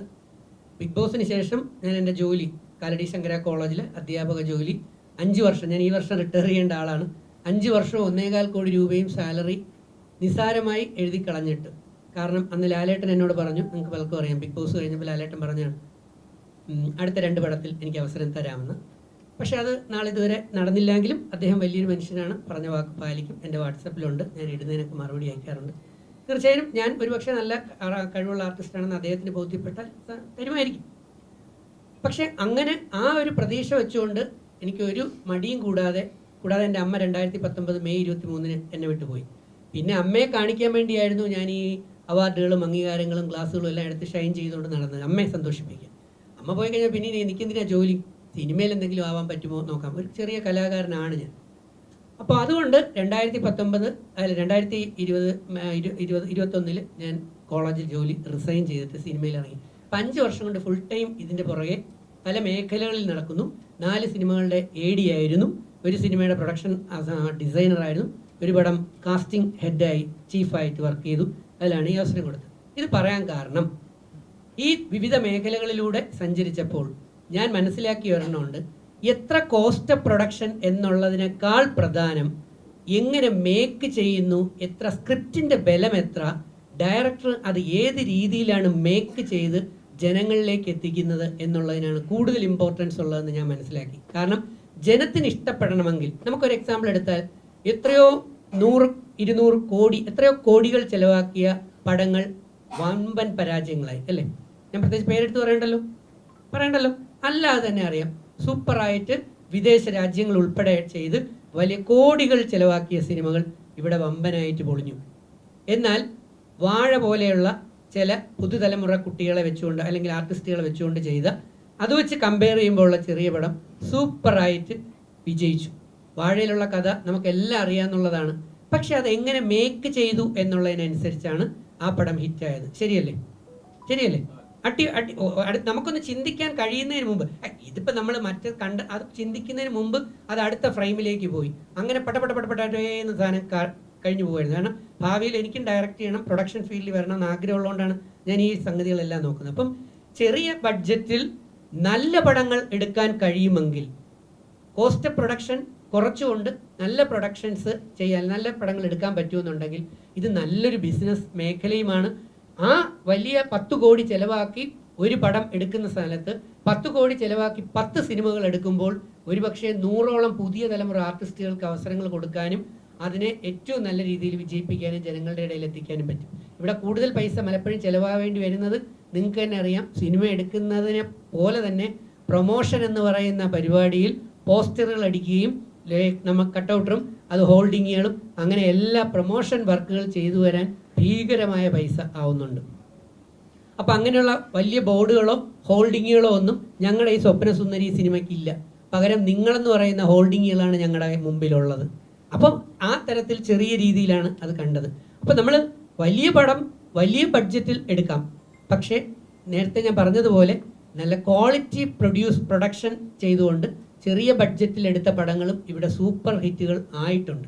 അതുകൊണ്ട് ഒരുപാട് പണം ചിലവാക്കുന്നതിനേക്കാൾ വേണ്ടി വരുന്നത്, ഇപ്പോൾ വലിയ ആർട്ടിസ്റ്റ് മൂല്യമുള്ള വലിയ രാജ്യങ്ങളിലൊക്കെ പോയി, പല രാജ്യങ്ങളിലും പോയി വലിയ ആർട്ടുകളൊക്കെ ചെയ്തു വരുന്ന വമ്പൻ പടങ്ങൾക്ക് തീർച്ചയായിട്ടും കോടികളുടെ ആവശ്യമുണ്ട്.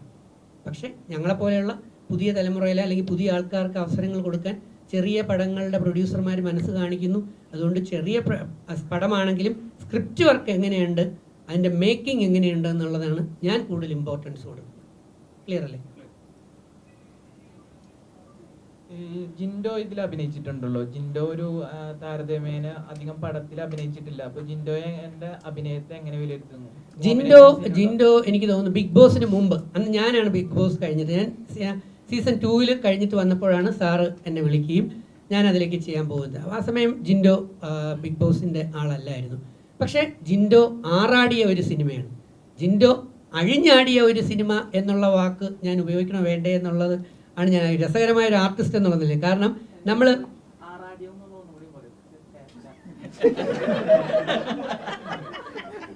എൻ്റെ മോനെ ജിൻഡോ എന്ന് പറയുന്ന ആർട്ടിസ്റ്റിൻ്റെ പെർഫോമൻസ് എങ്ങനെയുണ്ടെന്നല്ലേ നീ ചോദിച്ചത്. അതിന് ഏറ്റവും ബെസ്റ്റ് വാക്കാണ് ഞാൻ പറഞ്ഞത്. പലരും ഇപ്പം പറയുന്നു ജിൻഡോ നേരെ ചെയ്യൂല, ജിൻഡോ അങ്ങനെ ചെയ്യില്ല, ജിൻഡോ പെർഫോമൻസ് മോശമാണ്, ജിൻഡോ മസിൽ പിടിച്ചിരിക്കുന്നത്. പക്ഷേ സ്വപ്ന സുന്ദരി എന്ന് പറഞ്ഞ ഒരു സിനിമ നീ വന്ന് പോയി കണ്ടു നോക്ക്. ജിൻഡോയും ഡോക്ടർ ഷിനു ശ്യാമളനും കൂടെ പെർഫോം ചെയ്തിരിക്കുന്ന ഓരോ ഫ്രെയിമുകളും കണ്ടുണ്ടല്ലോ, നിങ്ങൾ ഇരിക്കുന്ന സീറ്റിൽ നിന്ന് എണീച്ചു പോകും. ആ കണക്കിന് ആറാടിയ പടമാണ് ജിൻഡോ. ജിൻഡോ എന്ന് പറയുന്ന ഒരു സൂപ്പർ ആർട്ടിസ്റ്റ് എന്ന് പറയുന്ന ജിൻഡോയുടെ പല കഴിവുകളും പുറത്ത് നേരിട്ട് കാണാൻ അവസരം കിട്ടിയ ഒരാളാണ് ഞാൻ. അതുകൊണ്ട് ജിൻഡോ ബിഗ് ബോസിൽ കണ്ട ജിൻഡോ അല്ല, നല്ലൊരു കലാകാരനാണ്. അദ്ദേഹത്തിൻ്റെ അന്ന് ഈ ബിഗ് ബോസിൻ്റെ ഇമേജ് അതിനകത്ത് അദ്ദേഹത്തിന് ഇല്ലായിരുന്നു. ഇപ്പം അദ്ദേഹത്തിന് ബിഗ് ബോസിൻ്റെ ഇമേജ് ഉണ്ട്. രണ്ടും രണ്ട് തരമാണ്. പറഞ്ഞ് മനസ്സിലായോ? ആ ഇമേജ് എനിക്കപ്പോൾ അപ്പോഴും ഇമേജ് ഇല്ല, ഇപ്പോഴും ഇമേജ് ഇല്ല. ഞാൻ അങ്ങനെ ഇമേജ് നോക്കുന്ന ആളല്ല. കാരണം ഞാൻ വളരെ ലോയിൽ നിന്ന് താഴെ നിന്ന് കയറി വന്ന ആളാണ്. ഞാൻ എപ്പോഴും ആ താഴത്തെ തട്ടുള്ള ആൾക്കാരുടെ കൂടെ നിൽക്കാനും കൂടാനും കമ്പനി കൂടാനും നടക്കുന്ന ആളാണ്. നമുക്കൊരു ഇമേജിൻ്റെ ചട്ടക്കൂട്ടുകളും താല്പര്യമില്ല. സാധാ പാവപ്പെട്ട ഒരു മനുഷ്യനാണ്. അന്നും ഇന്നും എന്നും അങ്ങനെയായിരിക്കും. പക്ഷേ ഇപ്പം ജിൻഡോയ്ക്ക് ഇമേജുകളുണ്ട്. പക്ഷെ അന്ന് ഒരു ആർട്ടിസ്റ്റ് എന്നുള്ള നിലയിൽ ഞാൻ പോസിറ്റീവാണ് പറയുന്നത്. ഏറ്റവും ഗംഭീര പെർഫോമൻസ് ആയിരുന്നു ജിൻഡോയിൽ നിന്ന്. ഈ സ്വപ്ന സുന്ദരിയിൽ ജിൻഡോ അഭിനയിച്ച ആ പെർഫോമൻസ് ലെവലിൽ ഇപ്പം ജിൻഡോ എന്നോടൊപ്പം 3 സിനിമകളിൽ അഭിനയിച്ചിട്ടുണ്ട്. ഇപ്പോഴത്തെ ഇപ്പം ഞങ്ങൾ ചെയ്തുകൊണ്ടിരിക്കുന്ന ഫാമിലി സർക്കസ് എന്ന് പറയുന്ന ഒരു സിനിമ, ദേവതം എന്ന് പറയുന്ന സിനിമ, അതിൽ ഞാനാണ് വില്ലൻ ദേവതത്തിൽ. അപ്പം ഈ സിനിമകളിലൊക്കെ ജിൻഡോയുടെ പെർഫോമൻസ് ഞാൻ നോക്കിയപ്പോൾ സ്വപ്ന സുന്ദരിയിൽ കണ്ട അത്രത്തോളം റേഞ്ചിലേക്ക് ജിൻഡോ എത്തിയതായിട്ട് എനിക്ക് തോന്നുന്നില്ല. അപ്പം ബിഗ് ബോസിന് മുമ്പ് ജിൻഡോ നല്ലൊരു ആർട്ടിസ്റ്റ് ആയിരുന്നു. ബിഗ് ബോസിന് ശേഷം നമുക്കിനി ഇറങ്ങാനിരിക്കുന്നതേ ഉള്ളൂ ആ സിനിമകൾ. അതുകൊണ്ട് ഞങ്ങളൊക്കെ എൻജോയ് ചെയ്തതായിരുന്നു അല്ലേ സാറേ? ഡാൻസ് പോലും ആരും പഠിപ്പിച്ചു കൊടുത്തിട്ടില്ല. ഒന്ന് പറഞ്ഞു കൊടുക്കുന്നതിന് മുമ്പ് അല്ലേ ജിൻഡോ കാലൊക്കെ തൂക്കി കോരിയൊക്കെ അടിച്ചു അല്ലേ?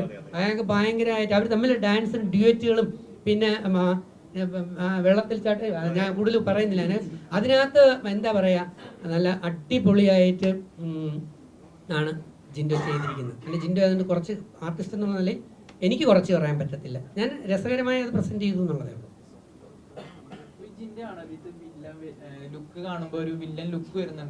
അതിനകത്ത് യഥാർത്ഥ വില്ലൻ ആര് എന്നുള്ളത് നിങ്ങൾ പടം കാണുമ്പോൾ നിങ്ങൾക്ക് ബോധ്യപ്പെടും. സെൻട്രൽ അല്ലെങ്കിൽ നായകന്മാർ ആരൊക്കെയാണ് അതെല്ലാം നിങ്ങൾക്ക് ബോധ്യപ്പെടും. വില്ലനെന്ന് തോന്നിപ്പിക്കുന്ന ലുക്കിനകത്ത് ഉള്ള ആള് പാവമാണോ നിരപരാധിയാണോ അതോ വേറൊരാളാണോ യഥാർത്ഥത്തിൽ ക്രൈം ചെയ്തിരിക്കുന്നത്? അതാണ് ഒരു ക്രൈം ത്രില്ലർ എന്ന് പറഞ്ഞത്. അപ്പോൾ അതുകൊണ്ട് അത് പറഞ്ഞു കഴിഞ്ഞാൽ ഇതിൻ്റെ ഒരു സസ്പെൻസ് അങ്ങ് പോകും. അപ്പം ചിലപ്പോൾ നമ്മൾ ക്രൂരൻ എന്ന് കാണുന്ന ആളായിരിക്കണമെന്നില്ല യഥാർത്ഥ ക്രൂരൻ അല്ലേ? നമ്മൾ ഇപ്പോഴത്തെ ബിഗ് ബോസ് നോക്കിയാൽ നെവിൻ എന്ന് പറയുന്ന പയ്യനെ നമ്മൾ ആദ്യം എന്നെ സംബന്ധിച്ച് ഞാൻ കണക്ട് ചെയ്ത് തന്നെ പറയാം. കണക്ട് ചെയ്ത് എനിക്ക് ആദ്യം ഇഷ്ടമില്ലായിരുന്നു. ഇപ്പോഴത്തെ സീസൺ 7 നെവിനെ എനിക്ക് ആദ്യം ഇഷ്ടമില്ല. ഇതെന്തോന്ന് ചാട്ടം ബഹളം എന്നുള്ളത്. ഇപ്പം ഞാൻ നെവിൻ്റെ ഭയങ്കര ഫാനായിട്ട് നെവിനെ എങ്ങനെ ഉയർത്തി കൊണ്ടുവരാൻ ആലോചിച്ചു. ഒറ്റയാൾ പട്ടാളം പോലെ ഞാൻ നെവിന് വേണ്ടി പ്രവർത്തിക്കണം. അപ്പം ഒരാളിൻ്റെ ലുക്കിലല്ല അദ്ദേഹത്തിൻ്റെ പെർഫോമൻസിലാണ് യഥാർത്ഥത്തിൽ നമ്മൾ മാർക്ക് ഇടേണ്ടത്. അതിൽ ആ സംബന്ധിച്ച് നോക്കുമ്പോഴത്തേക്ക് തീർച്ചയായിട്ടും ഏറ്റവും ബെസ്റ്റായിട്ട് തന്നെയാണ് ചെയ്തിരിക്കുന്നത്. പക്ഷേ വില്ലനാണോ അതോ നായകനാണോ, ആരാണ് അതിലെ വില്ലൻ എന്നുള്ളത് സിനിമ കാണുമ്പം മനസ്സിലാക്കുന്നതാണ് ഏറെ നല്ലത്. ഇതങ്ങ് പറഞ്ഞു പോയാൽ അതിൻ്റെ 3-4 സസ്പെൻസുകളിൽ ഒരെണ്ണം വെളിയിലായിപ്പോവും. അതുകൊണ്ടാണ് കേട്ടോ. ആരോഗ്യസ്ഥിതി വളരെ മോശമായിട്ട് ഈ പ്രൊമോഷന് വരാനുള്ള ഒരു കാരണം എന്താണ്? ഇത് പ്രൊമോഷണൽ ടിപ്സ് ആയിട്ടാണ്. അതായത് ഇത് ഔട്ട് ചെയ്യുമ്പോൾ പ്രേക്ഷകരുടെ ഡെയിലി ഒരു സെന്റിമെന്റൽ വർക്കൗട്ട് അങ്ങനെയാ. ഒരു കാര്യം ചെയ്യും എൻ്റെ മോനെ, നീ ഒരു കാര്യം ചെയ്യും. എൻ്റെ എക്സ്റേ ഉള്ള ഞാൻ എടുത്തോണ്ടില്ല. നീ ഒരു പിച്ചാത്തിയ വെട്ടുകത്തിയ ഉണ്ടെങ്കിൽ ഇതൊന്ന് അറുത്ത് വെട്ടി മുറിച്ചിട്ട് എൻ്റെ കാലിൻ്റെ വീഡിയോ എടുക്കുക. ഇത് ശരിയാണെങ്കിൽ മാത്രം ഇപ്പോഴത്തെ ചില താരങ്ങൾ കാണിച്ചു ബിഗ് ബോസിലുള്ള നിങ്ങളുടെ ചില ആർട്ടിസ്റ്റുകൾ കാണിക്കുന്ന പോലെയുള്ള ഉഡായിപ്പല്ല ഈ സാധനം. ഇതെന്ന് പറയുന്ന ഒറിജിനൽ ആണെന്ന് ഞാൻ അന്ന് നിങ്ങളെല്ലാം കണ്ടു കാണും. നമ്മുടെ ജോമോൻ ജോഷിയും ദാസേട്ടൻ കോഴിക്കോടും കൂടെ കുറച്ച് നാളിന് മുമ്പ് എന്നെ ചുമന്നുകൊണ്ട് ഒരു ലൊക്കേഷനിൽ നിന്ന് പോകുന്നത് നിങ്ങൾ കണ്ടിട്ടുണ്ടാവും അല്ലേ? കണ്ടില്ലേ? സോഷ്യൽ മീഡിയയിൽ ഉണ്ടായിരുന്നില്ലേ? ഉണ്ടായിരുന്നു. ഒരുപാട് പേര് കണ്ടു ഇങ്ങനെ തോന്നുന്നത്. അത് തൃശ്ശൂർ ആ ഷൂട്ട് നടന്ന സമയത്താണ്. ഇത് ഉണ്ടായ സമയത്തും വരാനുള്ള കാരണം എന്ത് എന്ന് ചോദിച്ചു കഴിഞ്ഞാൽ എനിക്കൊരു പ്രത്യേകതയുണ്ട്. അതെനിക്ക് അഭിമാനത്തോടെ പറയാം. ഞാൻ നല്ല നന്ദിയുള്ള ജർമ്മൻ ഷെപ്പേർഡ് അല്ലെങ്കിൽ അൽസേഷ്യൻ പട്ടിയെ പോലെയുള്ള ഒരു നല്ല പട്ടി എന്ന് പറയുന്ന ആളാണ്. ഞാൻ എപ്പോഴും എന്നെ അങ്ങനെയാണ് ഉപയോഗിക്കുന്നത്. കാരണം ഖുർആൻ ഉൾപ്പെടെയുള്ള വേദഗ്രന്ഥങ്ങൾ പറയുന്നു ജനങ്ങളിൽ അധികം പേർക്ക് നന്ദിയില്ല എന്ന്. പക്ഷെ എനിക്ക് നന്ദി കുറച്ച് കൂടുതലാണ്. ഞാൻ ബിഗ് ബോസ് കഴിഞ്ഞപ്പോൾ ചെയ്ത ആദ്യത്തെ പടമാണ് സ്വപ്നസുന്ദരി എന്ന് പറയുന്ന പടം. 2, എൻ്റെ ഇനിയുള്ള ചോറ്, എൻ്റെ ജീവിതം എന്ന് പറയുന്നത് സിനിമ ഇൻഡസ്ട്രിയിലാണ്. ഞാൻ ഒടിഞ്ഞു കിടന്നിട്ട് കഴിഞ്ഞ മാസം 12-ാം തീയതി തൃശ്ശൂർ ഷൂട്ടിങ്ങിൽ വെച്ച് എനിക്ക് പറ്റിയ ആക്സിഡൻറ്റ് സോഷ്യൽ മീഡിയയിലുള്ള പലരും അറിഞ്ഞതാണ്. എനിക്ക് വേണമെങ്കിൽ വീട്ടിൽ കിടന്നാൽ മതി, ഒരാഴ്ച കൂടെ ഉണ്ട്, 60 ദിവസം 2 മാസമാണ് റെസ്റ്റ് പറഞ്ഞേക്കുന്നത്. ഇപ്പം ഇന്ന് എത്ര 48 50 ദിവസമോ, അടുത്ത ആഴ്ചയാകുമ്പോൾ പ്ലാസ്റ്റർ എടുക്കാൻ പറ്റും. അപ്പോഴത്തേക്ക് സിനിമ കഴിഞ്ഞു പോകും. അപ്പം എനിക്ക് ഒരു വിധമെങ്കിലും ഇവിടം വരെ എത്താൻ പറ്റും എന്നുള്ളത് കൊണ്ടാണ്. കഴിഞ്ഞ ആഴ്ച പറ്റിയില്ല. ഷെജിൻ എന്നെ കഴിഞ്ഞ ആഴ്ച വിളിച്ചപ്പം ഞാൻ വീഡിയോ കോളിലൂടെ കാണിച്ചു. ഡോക്ടർ പറഞ്ഞ് ഒരു 45 ദിവസമെങ്കിലും കഴിഞ്ഞിട്ട് കാലൊന്ന് അമർത്താവൂ എന്ന് വെച്ചു. അപ്പോൾ ഇദ്ദേഹം ഇവിടെ നിന്ന് വണ്ടി വിട്ട്, ഇന്നലെ ഇവിടെ നിന്ന് വണ്ടി വിട്ട്, ഇന്ന് ആദ്യം പറഞ്ഞത് ഇന്ന് രാവിലെ കാറ് ട്രിവാൻഡ്രത്തേക്ക് വിട്ടിട്ട് അവിടെ നിന്ന് ഇന്നോവ അവിടെ വിട്ടിട്ട് അവിടെ നിന്ന് എന്നെ എടുത്ത് കൊണ്ടുപോയി. പക്ഷെ ഇവിടെ ഇന്ന് രാവിലെ വരുമ്പോൾ ഈ റോഡ് കാരണം, ബ്ലോക്ക് കാരണം നിങ്ങൾക്ക് സമയത്തിന് എത്താൻ പറ്റത്തില്ല. അതുകൊണ്ട് ഇന്നലെ തന്നെ രാത്രി വന്ന് YMCAയിൽ റൂം എടുത്ത് അവിടെ കിടന്നിട്ട് ഇന്ന് ഈ നിങ്ങളുടെ പരിപാടി അല്ലെങ്കിൽ ഈ പ്രൊമോഷന് വേണ്ടി നമ്മുടെ ഇതിലേക്ക് വന്നപ്പോൾ എൻ്റെ ആത്മാർത്ഥയെ നീ വെറും പുറം കാല് കൊണ്ട് ചവിട്ടി തേച്ച് കളഞ്ഞല്ലടാ മോനെ. ഒന്ന് ആലോചിച്ച് നോക്കുകയാണ്.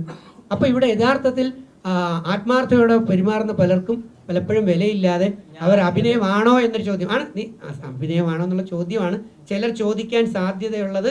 നീ അത് ചോദിച്ചത് കൊണ്ട് ഐ ലവ് യുടാ, സത്യമാണ്. നീ അത് പറയും. അതങ്ങനെ ഇവിടെ സാത്താന്റെ സന്തതികൾ കുറെ എണ്ണം എല്ലായിടത്തും ഉണ്ട്. ദൈവത്തിന്റെ സന്തതികളും ഉണ്ട്, സാത്താന്റെ സന്തതികളും ഉണ്ട്. അതുകൊണ്ട് നല്ലത് ചെയ്താൽ കുറ്റം പറയുന്നവരും ഉണ്ട്, മോശം ചെയ്താൽ നല്ലത് പറയുന്ന ആൾക്കാർ നമ്മുടെ ഇടയിലുണ്ട് അല്ലേ?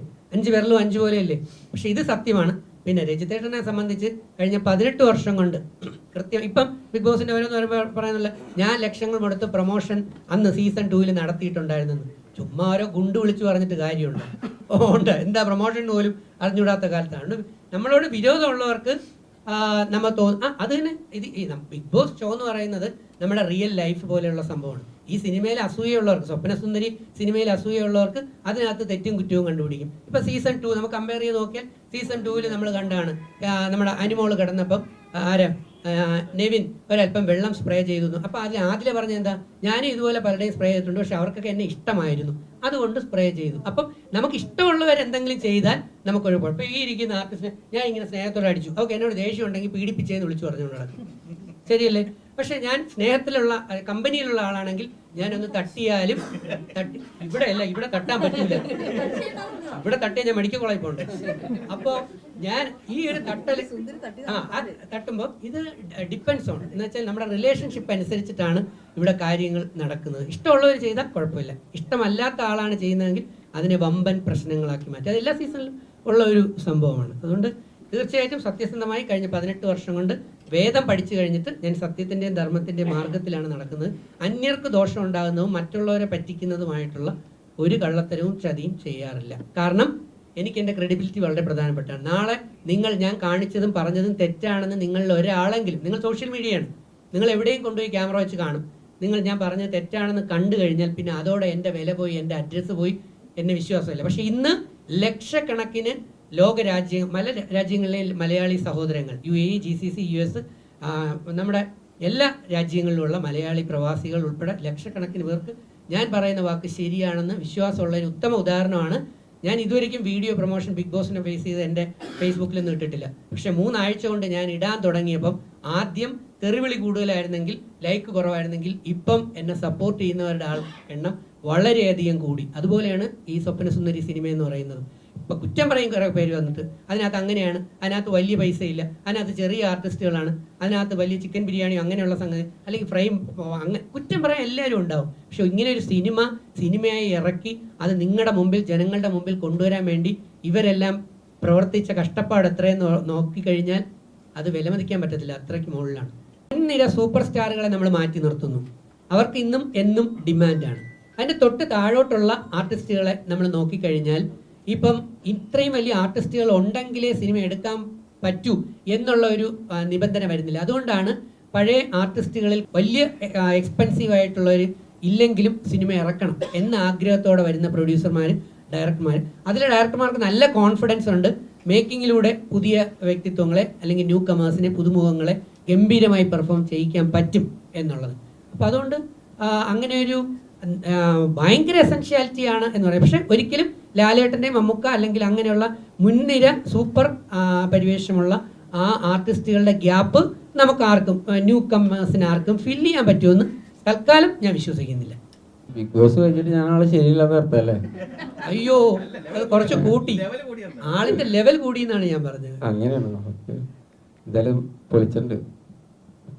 എന്താ പറയാ, ശരിക്കും പറഞ്ഞിട്ടുണ്ടെങ്കിൽ നമ്മുടെ ഫിലിപ്പ് സാറ്, പിന്നെ നമ്മുടെ ഈ സാറിന്, ഇങ്ങനെയുള്ള എല്ലാവരും, കാരണം സത്യത്തിൽ എനിക്ക് അഭിനയിക്കാൻ അറിയാൻ പാടില്ല. അപ്പൊ ഇവരൊക്കെ നമ്മളെ പിടിച്ച് അഭിനയിപ്പിച്ച് ചെയ്തൊരു പടമാണ്. കാരണം എന്നെ കൊണ്ട് പറ്റുമെന്ന് പോലും എനിക്ക് കരുതിയില്ല. പക്ഷെ എന്നാലും ഞാൻ എന്നെ കഴിയുന്ന രീതിയിൽ ഞാൻ പെർഫോം ചെയ്തിട്ടുണ്ടെന്ന് എനിക്ക് തോന്നുന്നു. എന്തായാലും നല്ലൊരു വിജയമാവട്ടെ എന്ന് ഞാൻ പ്രാർത്ഥിക്കുന്നു. അല്ല, ഞാൻ ചോദിക്കട്ടെ ജിൻഡോ, ഞാൻ തന്നെ ചോദിക്കാലോ. ജിൻഡോ, അതിനകത്ത് ഫൈറ്റ് ഉണ്ടായിരുന്നു, തകർത്ത് ചെയ്തില്ലേ? ചെയ്തു. ഞങ്ങൾ ആസ്വദിച്ചു ഫൈറ്റ്. പിന്നെ നമുക്ക് നിന്റെ ഇടി വാങ്ങിച്ച ആൾക്കാർ ഇവിടെ പറഞ്ഞു നല്ല സുന്ദര ഇടികളാണ് കിട്ടിയത്. തകർത്ത അതൊന്നല്ല സത്യം, എന്നെ അടുത്ത് അറിയായിരുന്നു. അത് കഴിഞ്ഞു സോങ് അടിപൊളിയായിട്ട് ആ ഡാൻസ്, ഷിനു ശ്യാമളനും നീ കൂടെ ഉള്ള ആ ഡാൻസ് തകർത്ത് ചെയ്തില്ലേ?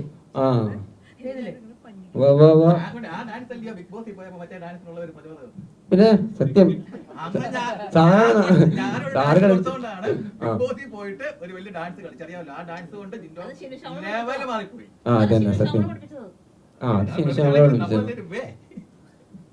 എന്തായാലും നമ്മൾക്ക് ഇപ്പോഴും ഓരോരുത്തർ എന്ത് കാര്യം പറഞ്ഞു തരുമ്പോ ജന്മന എല്ലാവർക്കും ഒരു വാസന ഉണ്ടാവും അല്ലേ?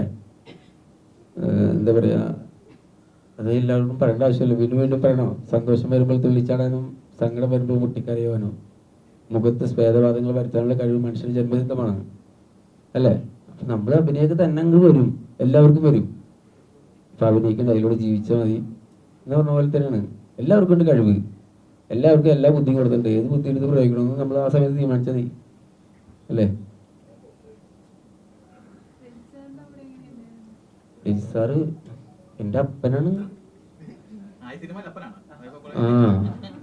അപ്പന്റെ മേളിൽ കൈവയ്ക്കുമോ ഇല്ലയോ എന്നുള്ളത് നിങ്ങൾ സിനിമയെ കണ്ടാൽ മതി. അത് തന്നെ സത്യം. അതാ ഞാൻ പറഞ്ഞത്, ആറാടുകയായിരുന്നു. അപ്പനെ ഞാൻ ഏറിലെത്തും. അങ്ങനെ സംഭവം നമ്മൾ ശരിക്കും കൊങ്ങയ്ക്ക് പിടിക്കുന്ന സീനൊക്കെ ഉണ്ടെന്നല്ലേ? അത് പുറത്ത് വിടാതെ എന്താ കുഴപ്പം?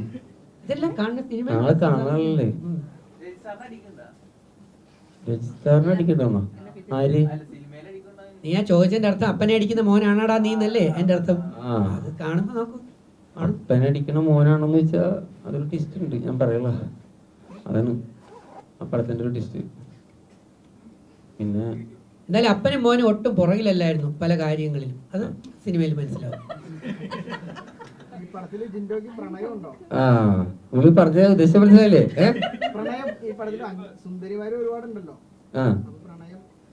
പ്രണയം ഉണ്ടോന്ന്? ഞാൻ പ്രേമിക്കണ പെണ്ണിൽ തന്നെ അപ്പനും പ്രേമിക്കണേ അല്ലേ? അങ്ങനെയല്ലേ? അപ്പം മഹാകോഴിയല്ലേ? അപ്പം കോഴിയാവുമ്പം മകൻ താറാവൂലല്ലോ, കോഴി തന്നെയല്ലേ ആവണ്ടല്ലേ? അതെ അതെ, എല്ലാവരും കൂടി പിരിവിട്ട് ചെയ്ത പടമാണ് സത്യം. എല്ലാവരും ഇതിനകത്ത് പൈസ പല ആൾക്കാരും മുടക്കിയിട്ടുണ്ടെന്ന് ഞാൻ കേട്ടേക്കണ എനിക്കറിയില്ല. അപ്പൊ അവരെല്ലാം ഞങ്ങളെല്ലാം കൂടി ഒരു ആഗ്രഹത്തിന്റെ പുറത്ത് എനിക്ക് ഒരു ചാൻസ് തന്നില്ല. നന്ദിയുണ്ട് ഇപ്പോഴേ പറയാം. കാരണം വെച്ചിട്ടുണ്ടെങ്കിൽ ഇത് കൈതൊട്ട് പറയണതാണ്. കാരണം നമ്മൾ ബിഗ് ബോസിലും അങ്ങനത്തെ ഫെയിമൊന്നും ഇല്ലാത്ത കാലത്ത് എനിക്കൊരു എന്താ പറയുക, ഒരു ലോ ബഡ്ജറ്റ് മൂവി ആണെങ്കിലും അതിനകത്തൊരു കണ്ടിന്യൂസ് റോൾ ചെയ്യാനുള്ള ഒരു ചാൻസ് തന്ന ആളാണ് ഫിലിപ്പ് സാറ്. അത് തീരാത്ത കടപ്പാടാണ്. ആള് UK യിലാണ്. അപ്പോൾ ആള് UK യിൽ പോയി രക്ഷപ്പെട്ടുകൊണ്ടാണ് ഞങ്ങൾ ഏകദേശം ഒരു 5 വർഷം അയൽപ്പ എടുത്തിട്ട് അതന്നെ ബിഗ് ബോസിൽ പോണത് 5 വർഷം മുമ്പ് എടുത്ത പടമാണ്. അവിടെ പോയി ആള് രക്ഷപ്പെട്ടുകൊണ്ട് ആള് ഈ പടം ഞങ്ങൾക്ക് വേണ്ടിയിട്ട് ഇറക്കണമാണ് അല്ലേ? ഞാൻ പറഞ്ഞ കാര്യങ്ങൾ റിപ്പീറ്റ് ചെയ്ത് മകൻ എന്നുള്ള നിലയിൽ ക്യാരക്ടർ വെച്ച് പറയുകയാണെങ്കിൽ മോനും കൃത്യമായിട്ട് അതൊക്കെ തന്നെയല്ലേ പറയുന്നത്. ഞാൻ നേരത്തെ ഇത് പറഞ്ഞു കഴിഞ്ഞില്ലേ. എന്താ പറഞ്ഞേ? എങ്ങനെ ആണോ? വീഴാൻ കാരണം ചോദിച്ചില്ലേ? ഭാര്യ വെള്ളടിച്ചിട്ട് എനിക്ക് പോകുന്നു. സത്യം പറയാലേ? സത്യം പറയണ അത് പറയണം, നീ കൃത്യമാണ്. കാരണം ഇവര് ചോദിച്ചു നീ ഈ സിനിമയുടെ പ്രൊമോഷന് വേണ്ടി പോയി കെട്ടിക്കൊണ്ടുവന്നു. അല്ല, അങ്ങനെയല്ല. ഞങ്ങക്ക് ഒരു ബാറിലായിരുന്നു ശരിക്കും പറഞ്ഞ. പറഞ്ഞ ഗരുഡ ബാറില. ഗരുഡ തൃശ്ശൂർ ബാറിലായിരുന്നു എന്റെ ഷൂട്ടായിരുന്നു. ബാറിന്റെ ഉള്ളില് ഫാമിലി സർക്കസ്, ഞങ്ങൾ ഫാമിലി സർക്കസ് പടം. അപ്പൊ ഞങ്ങൾ അവിടെ ചില്ല് ചെയ്ത് അടിച്ചു പൊളിക്കുന്ന സ്ഥലമായിരുന്നു. അപ്പൊ ഞങ്ങളൊക്കെ ശരിക്കും പറഞ്ഞ ചായ വെള്ളം കുടിച്ചു. ആള് ഒറിജിനൽ വെള്ളം കുടിച്ചു, അത്രേ ഉള്ളൂ അല്ലേ? ഒറിജിനൽ വെള്ളം കുടിച്ചപ്പോ ഒറിജിനലായിട്ട് അഭിനയിക്കാൻ പറ്റി. അത് പെർഫോമൻസ് വേറെ ലെവലാ. എന്തായാലും ക്യാമറാമാൻ റോൾ ചെയ്തുകൊണ്ടേയിരുന്നു. കട്ട് പറഞ്ഞില്ല ഡയറക്ടർ. ഞാൻ മറിഞ്ഞടിച്ച് കാലൊടിഞ്ഞ് വീണിട്ട് വീണ്ടും എണീച്ച് ആടി പോകുമെന്ന് വിചാരിച്ചു. പക്ഷെ വീണെടുത്ത് എനിക്ക് പിന്നെ എണീക്കാൻ പറ്റില്ല. അപ്പോഴാണ് ക്യാമറാമാൻ മനസ്സിലായത്. എനിക്കൊരു സന്തോഷവാർത്ത പറയാന്ന് വെച്ചാൽ ഈ 17-ാം തീയതി എൻ്റെ അടുത്ത മൂവിയുടെ ഷൂട്ട് സ്റ്റാർട്ട് ചെയ്യാണ്.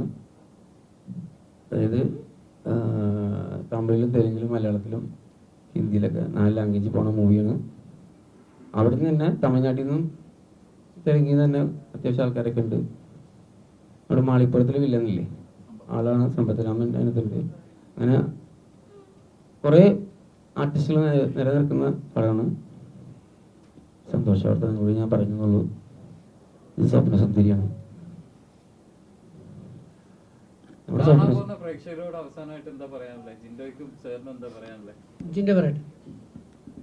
കാണുമ്പോൾ എൻ്റെ പ്രേക്ഷകരോട് എനിക്ക് പറയാനുള്ളത്,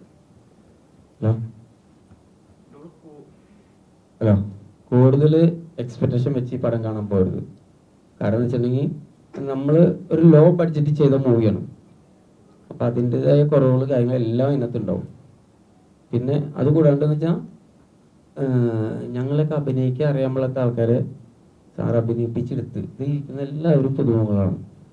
അഭിനയിപ്പിച്ചെടുത്ത് സാറിൻ്റെ കഴിവ് തെളിയിച്ച ആളാണ്. ഞങ്ങൾക്ക് കഴിവുണ്ടെന്ന് മനസ്സിലാക്കി തന്ന ആളാണ്.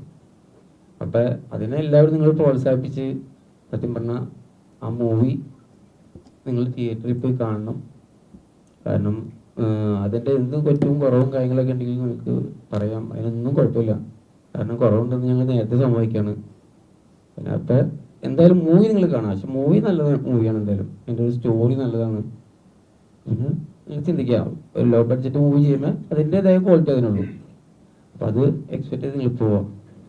ഇത്രയും വലിയൊരു ക്യാരക്ടർ ഇതിനു മുമ്പ് ചെയ്യാൻ ഭാഗ്യം കിട്ടിയിട്ടില്ല. അപ്പോൾ ഒരു ത്രൂ ഔട്ട് അല്ലെങ്കിൽ ഒരു സെൻട്രൽ ക്യാരക്ടർ ശ്രദ്ധിക്കപ്പെടുന്ന ക്യാരക്ടറായിട്ടുള്ള ആദ്യത്തെ പടം തന്നെയാണ്.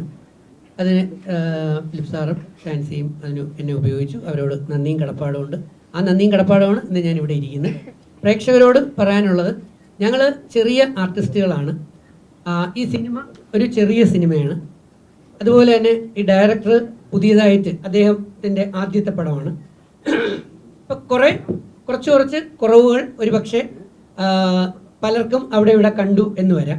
പക്ഷെ ഒരിക്കലും നിങ്ങളെ ബോറടിപ്പിക്കില്ല, നിങ്ങളെ മുഷിപ്പിക്കില്ല. നല്ല 5 പാട്ടുകൾ. ആ നല്ല 5 പാട്ടുകൾ എന്ന് പറയുമ്പോൾ തന്നെ 5-25 ഏകദേശം 25 മിനിറ്റോളം ആ പാട്ടുകൾ രസകരമായി തന്നെ അത് പോകുന്നുണ്ട്. വിഷ്വൽസ് ആണെങ്കിലും ആ ലെവലിൽ പോയിട്ടുണ്ട്. അപ്പം ഈ കുറവുകളെല്ലാം നിങ്ങൾ ഉൾക്കൊണ്ടുകൊണ്ട്, ചിലപ്പോൾ ചിലർക്ക് ഒരു കുറവ് അതിൽ കാണാൻ പറ്റത്തില്ലായിരിക്കും. പക്ഷെ ഞാൻ പറയുന്നു, മലയാളിയിൽ നമ്മുടെ കുറച്ച് ആൾക്കാർ കുറവുകൾ മാത്രം കണ്ടെത്തുന്നവരാണ്. അതുകൊണ്ട് കുറേ കുറവുകൾ ഉണ്ടാവും. ആ കുറവുകളെല്ലാം ഉൾക്കൊണ്ടുകൊണ്ട് ഞങ്ങളെപ്പോലെയുള്ളവരെ പ്രോത്സാഹിപ്പിക്കുക, വളർത്തുക, തളർത്തരുത്. ഞങ്ങളെപ്പോലെയുള്ളവർ, പ്രത്യേകിച്ച് എന്നെപ്പോലെയുള്ളവരെ വളർത്തുകയും സപ്പോർട്ട് ചെയ്യുകയും ഉയർത്തുകയും ചെയ്യുകയാണെങ്കിൽ അത് 100 കണക്കിന് വരുന്ന നമ്മുടെ പുറകിലുള്ള ഒരുപാട് വ്യക്തികൾക്കും കുട്ടികൾക്കും സമൂഹത്തിന് ഗുണകരമായിരിക്കും എന്ന് ഞാൻ എൻ്റെ ഇന്ന് വരെയുള്ള ജീവിതത്തിൽ തെളിയിച്ചിട്ടുണ്ട്. ഇനിയും അങ്ങനെ തന്നെയാണെന്ന് നിങ്ങൾക്ക് ഉറപ്പ് ഞാൻ നൽകുന്നു. അതിലൊരു മാറ്റവും ഉണ്ടാകത്തില്ല.